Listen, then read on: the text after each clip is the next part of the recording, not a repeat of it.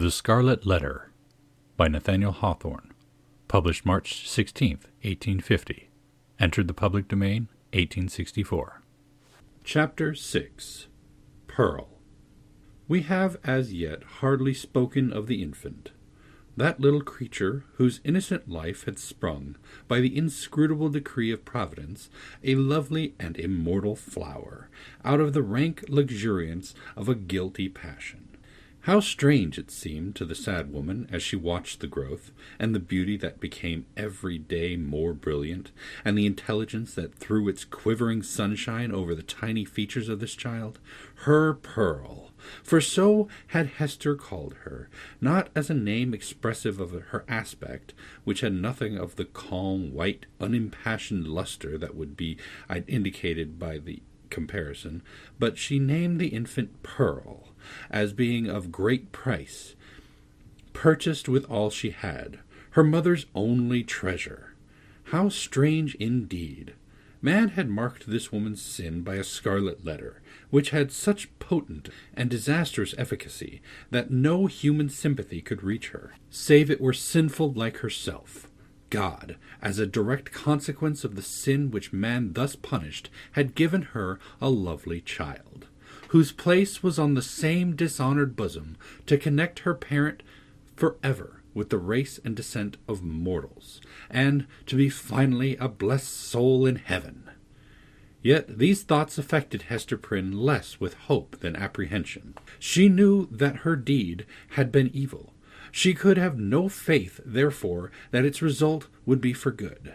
Day after day she looked fearfully into the child's expanding nature, ever dreading to detect some dark and wild peculiarity that should correspond with the guiltiness to which she owed her being. Certainly there was no physical defect. By its perfect shape, its vigor, and its natural dexterity in the use of all its untried limbs, the infant was worthy to have been brought forth in Eden, worthy to have been left there, to be the plaything of the angels after the world's first parents were driven out. The child had a native grace which does not invariably coexist with faultless beauty. Its attire, however simple, always impressed the beholder as if it were the very garb that precisely became its best. But little Pearl was not clad in rustic weeds. Her mother, with a morbid purpose that may be better understood hereafter, had bought the richest tissues that could be procured, and allowed her imaginative faculty its full play in the arrangement and decoration of the dresses which the child wore before the public eye. So magnificent was the small figure when thus arrayed, and such was the splendor of Pearl's own proper beauty shining through the gorgeous robes which might have extinguished a paler loveliness, that there was an absolute circle of radiance around her on the darksome cottage floor. And yet a russet gown, torn and soiled with the child's rude play, made a picture of her just as perfect. Pearl's aspect was imbued with a spell of infinite variety. In this one child there were many children, comprehending the full scope between the wildflower prettiness of a peasant baby and the pomp in little of an infant princess.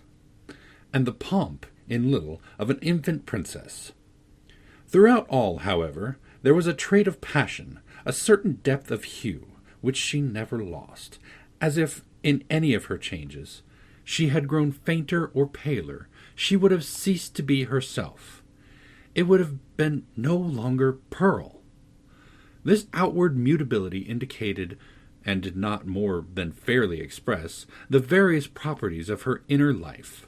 Her nature appeared to possess depth, too, as well as variety, but, or else Hester's fears deceived her, it lacked reference and adaptation to the world into which she was born.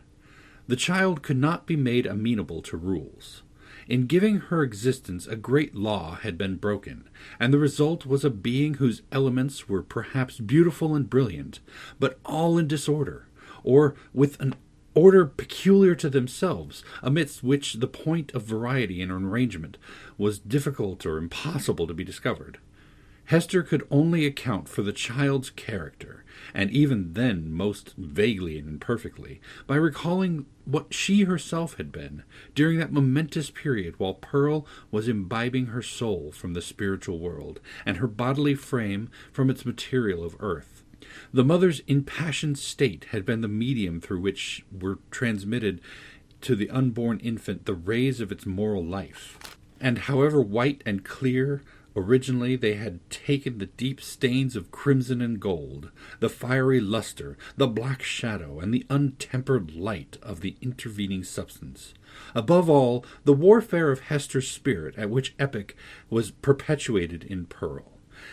She could recognize her wild, desperate, defiant mood, the flightiness of her temper, and even some of the very cloud shapes of gloom and despondency that had brooded in her heart.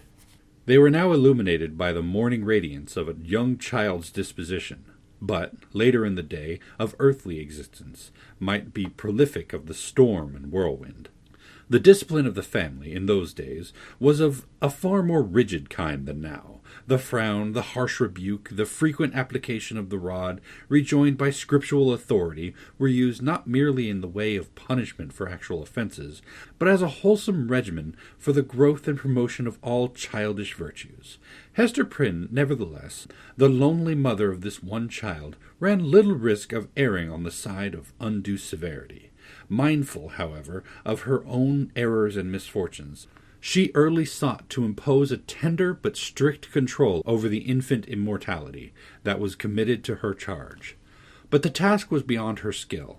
After testing both smiles and frowns, and proving that neither mode of treatment possessed any calculable influence, Hester was ultimately compelled to stand aside, and permit the child to be swayed by her own impulses.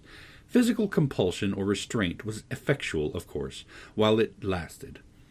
As to any other kind of discipline, whether addressed to her mind or heart, little Pearl might or might not be within its reach, in accordance with the caprice that ruled the moment. Her mother, while Pearl was yet an infant, grew acquainted with a certain peculiar look that warned her when it would be labor thrown away to insist, persuade, or plead. It was a look so intelligent yet inexplicable, so perverse, sometimes so malicious, but generally accompanied by a wild flow of spirits, that Hester could not help questioning at such moments whether Pearl was a human child. She seemed rather an airy sprite, which, after playing its fantastic sports for a little while upon the cottage floor, would flit away with a mocking smile. Whenever that look appeared in her wild, bright, deeply black eyes, it invested her with a strange remoteness and intangibility. It was as if she were hovering in the air and might vanish, like a glimmering light that comes we know not whence and goes we know not whither. Beholding it, Hester was constrained to rush towards the child, to pursue the little elf in the flight which she invariably began, to snatch her to her bosom, with a close pressure and earnest kisses, not so much from overflowing love as to assure herself that Pearl was flesh and blood, and not utterly delusive, but Pearl's laugh, when she was caught, though full of merriment and music, made her mother more doubtful than before.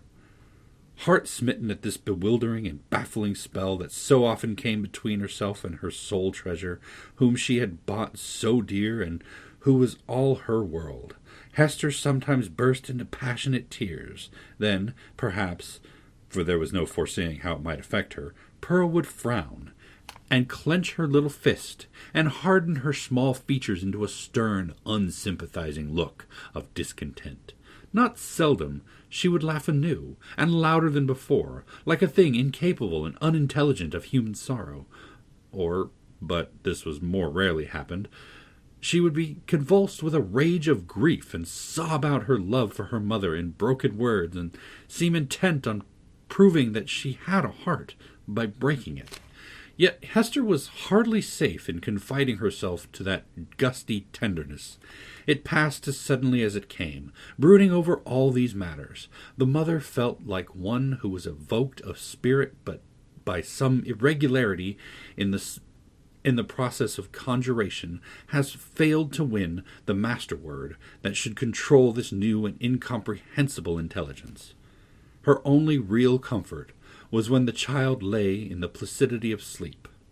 Then she was sure of her, and tasted hours of quiet, sad, delicious happiness, until, perhaps with that perverse expression glimmering from beneath her opening lids, little Pearl awoke. How soon, with what strange rapidity indeed, did Pearl arrive at an age that was capable of social intercourse, beyond the mother's ever-ready smile and nonsense words, and then what a happiness would it have been could Hester Prynne have heard her clear bird-like voice mingling with the uproar of other childish voices, and have distinguished and unravelled her own darling's tones amid all the entangled outcry of a group of sportive children. But this could never be. Pearl was a born outcast of the infantile world, an imp of evil, emblem and product of sin. She had no right among christened infants. Nothing was more remarkable than the instinct, as it seemed, with which the child comprehended her loneliness, the destiny that had drawn an inviolable circle around her, the whole peculiarity, in short, in her position in respect to other children. Never since her release from prison had Hester met the public gaze without her. In all her walks about the town, Pearl, too, was there, first as the babe in arms, and afterwards as the little girl, small companion of her mother, holding a forefinger with her whole grasp, and tripping along at the rate of 3 or 4 footsteps to one of Hester's. She saw the children of the settlement, on the grassy margin of the street, or at the domestic thresholds, disporting themselves in such grim fashions as the puritanic nature would permit, playing at going to church, perchance, or at scrounging Quakers, or taking scalps in a sham fight with the Indians, or scaring one another with freaks of imitative witchcraft. Pearl saw and gazed intently, but never sought to make acquaintance. If spoken to, she would not speak again. If the children gathered about her, as they sometimes did, Pearl would grow positively terrible in her puny wrath, snatching up stones to fling at them, with shrill, incoherent exclamations that made her mother tremble, because they had so much the sound of a witch's anathemas in some unknown tongue. The truth was that the little Puritans, being of the most intolerant brood that ever lived, had got a vague idea of something outlandish, unearthly, or at variance with ordinary fashions, in the mother of the child, and therefore scorned them in their hearts, and not unfrequently reviled them with their tongues. Pearl felt the sentiment, and requited it, with the bitterest hatred that can be supposed to rankle in a childish bosom. These outbreaks of a fierce temper had a kind of value, and even comfort for her mother, because there was at least an intelligible earnestness in the mood, instead of the fitful caprice that so often thwarted her in the child's manifestations. It appalled her, nevertheless, to discern here, again, a shadowy reflection of the evil that had existed in herself.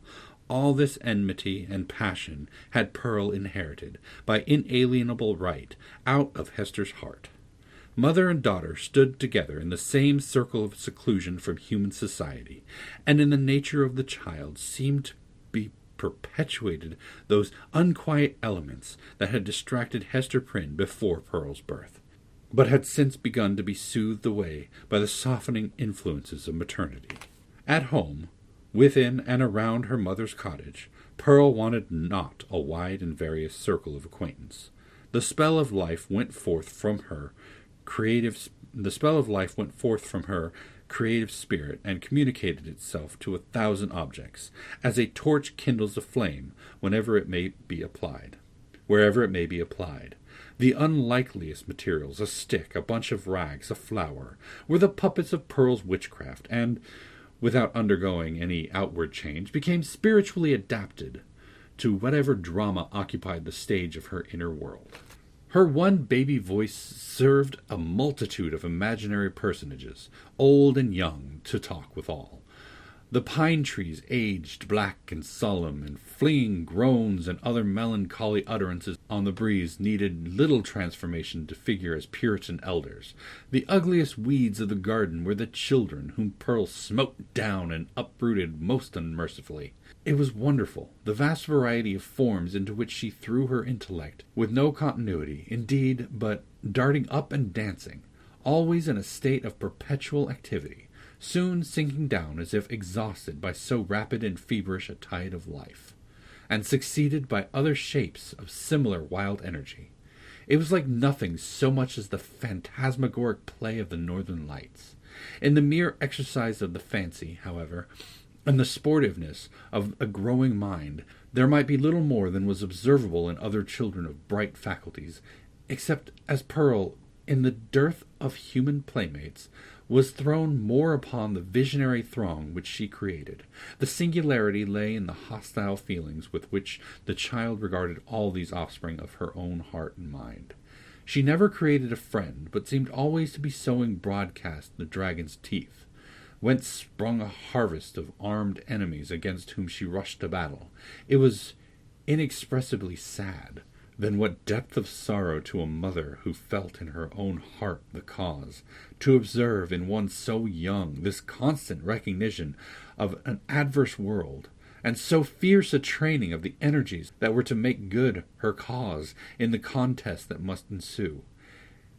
Gazing at Pearl, Hester Prynne often dropped her work upon her knees, and cried out with an agony which she would fain have hidden, but which made utterance for itself betwixt speech and a groan.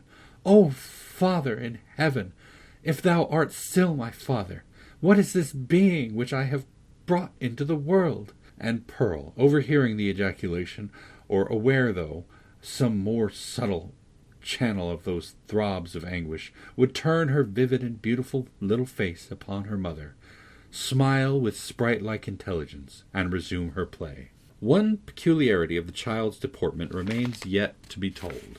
The very first thing which she had noticed in her life was what?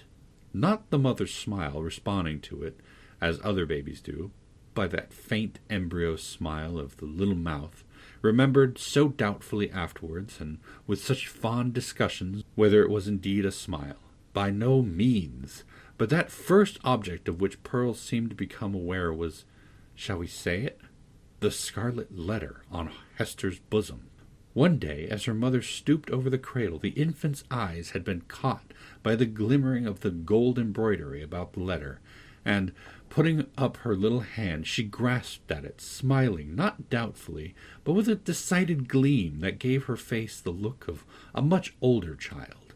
Then, gasping for breath, did Hester Prynne clutch the fatal token, instinctively endeavoring to tear it away. So infinite was the torture inflicted by the intelligent touch of Pearl's baby hand. Again, as if her mother's agonized gesture were meant only to make sport for her, did little Pearl look into her eyes and smile. For that epoch, except when the child was asleep, Hester had never felt a moment's safety, not a moment's calm enjoyment of her. Weeks, it is true, would sometimes elapse, during which Pearl's gaze might never be fixed upon the Scarlet Letter, but then again it would come at unawares, like the stroke of sudden death, and always with that peculiar smile and odd expression of the eyes. Once this freakish, elvish cast came into the child's eyes while Hester was looking at her own image in them, as mothers are fond of doing, and suddenly, for women in solitude and with troubled hearts are pestered with unaccountable delusions, she fancied that she beheld not her own miniature portrait, but another face in the small black mirror of Pearl's eye. It was a face fiend-like, full of smiling malice, yet bearing the semblance of features that she had known full well, though seldom with a smile, and never with malice in them. It was as if an evil spirit possessed the child, and had just then peeped forth in mockery. Many a time afterwards had Hester been tortured, though less vividly, by the same illusion. In the afternoon of a certain summer's day, after Pearl grew big enough to run about, she amused herself with gathering handfuls of wildflowers and flinging them, one by one, at her mother's bosom, dancing up and down like a little elf whenever she hit the Scarlet Letter. Hester's first motion had been to cover her bosom with her clasped hands, but, whether from pride or resignation, or a feeling that her penance might best be wrought out by this unutterable pain, she resisted the impulse, and sat erect, pale as death, looking sadly into little Pearl's wild eyes.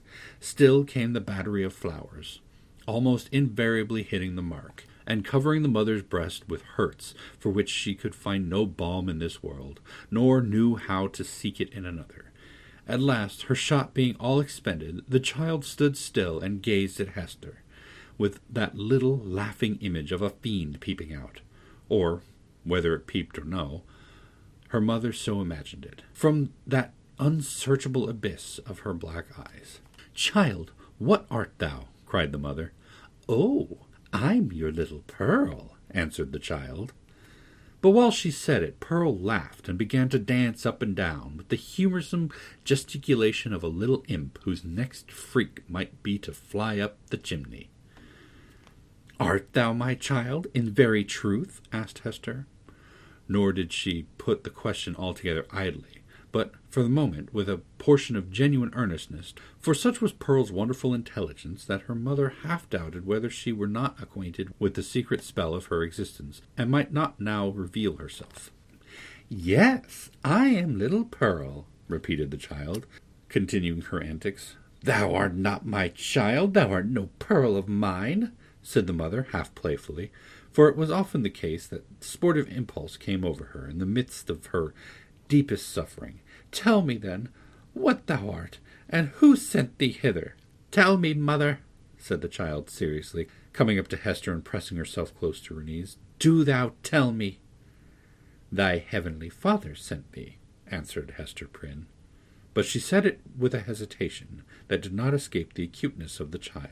Whether moved only by her ordinary freakishness, or because an evil spirit prompted her, she put up her small forefinger and touched the Scarlet Letter. "He did not send me," cried she, positively. "I have no heavenly Father." "Hush, Pearl, hush! Thou must not talk so," answered the mother, suppressing a groan. "He sent us all to this world. He sent even me, thy mother, then much more thee. Or, if not, thou strange and elfish child, whence didst thou come?" Tell me," repeated Pearl, no longer serious, but laughing and capering about the floor. "It is thou that must tell me." But Hester could not resolve the query, being herself in a dismal labyrinth of doubt. She remembered, betwixt a smile and a shudder, the talk of the neighboring townspeople, who, seeking vainly elsewhere for the child's paternity, and observing some of her odd attributes, had given out that poor little Pearl was a demon offspring, such as, ever since old Catholic times, had occasionally been seen on earth, through the agency of their mother's sin, and to promote some foul and wicked purpose.